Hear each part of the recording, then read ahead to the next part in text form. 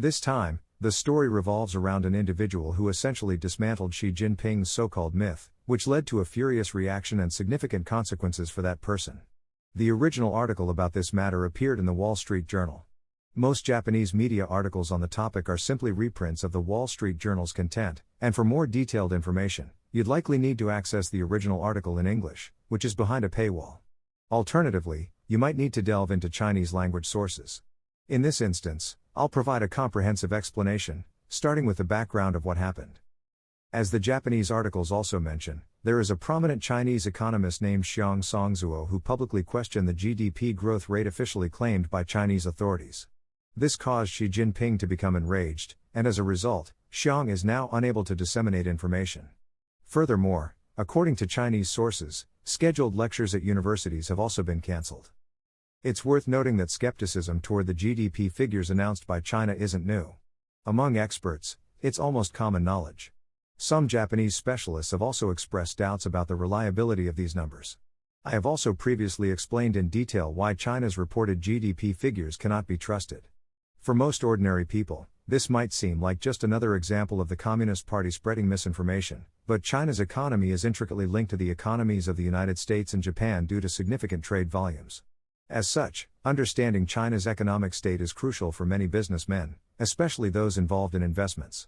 For instance, Germany is heavily dependent on the Chinese economy, so issues in China often ripple into Germany.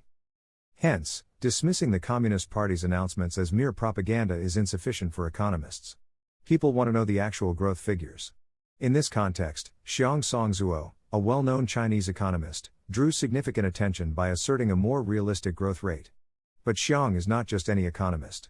He is the chief economist of STIC Securities, which is a state-owned enterprise. This means Xiang is someone who previously advised the Chinese government, making his perspective particularly influential. What did Xiang claim? While the official figures suggest GDP growth close to 5% over the past 2 to 3 years, Xiang argued that the actual average growth rate is likely closer to 2%. This assertion from a person within the system, coupled with specific numbers, created quite a stir.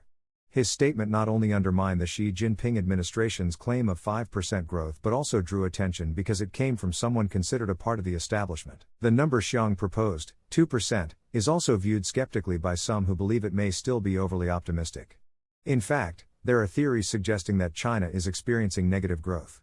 However, Xiang's 2% figure likely stems from an analysis of reliable metrics, such as the total volume of railway transportation, electricity consumption, and bank lending, numbers that the central government presumably tracks accurately. These figures provide a more realistic basis than the overly inflated GDP figures reported by local governments, which are often manipulated for political reasons. However, even these metrics do not fully capture the economic reality. For instance, in 2024, approximately 2 million restaurants reportedly went bankrupt in China. Assuming an average annual profit of about 100,000 yuan per restaurant, this equates to a loss of around 1 trillion yuan. While such events would have some impact on metrics like electricity consumption or bank lending, their true economic ramifications, such as job losses, unpaid debts, and ripple effects on suppliers, are far greater. In summary, even the 2% figure cited by Xiang might be optimistic. Observers of the Chinese economy suspect that the actual growth rate may even be negative. Adding to this grim outlook, in 2024 alone, 199 banks disappeared due to mergers or closures, and over 700 local TV stations were shut down. Each of these events contributes to the contraction of China's economic activities. Meanwhile, the Chinese Communist Party continues to suppress pessimistic economic information, emphasizing optimistic narratives in an attempt to bolster public confidence. This aligns with the view that the economy is partially psychological. Public optimism can lead to economic revitalization, whereas widespread pessimism can exacerbate downturns. Xiang's remarks about the inflated official GDP figures struck a nerve with Chinese authorities, who view such statements as potentially damaging to their carefully curated economic narrative. The Wall Street Journal highlighted Xi Jinping's anger over the issue, but the underlying sentiment among Chinese authorities is likely frustration over what they perceive as unnecessary complications. In Japan, most media outlets simply report China's official figures without any critical analysis. Consequently, Japanese people may end up consuming more misinformation about China's economy than even the Chinese population. While critical analyses are available on the internet for those who actively seek them out, mainstream media often fail to provide the same level of scrutiny. Lastly, China's use of propaganda and information warfare is a long-standing strategy. As translation technology improves, there is a real risk that China could use social media to influence foreign elections, including in Japan.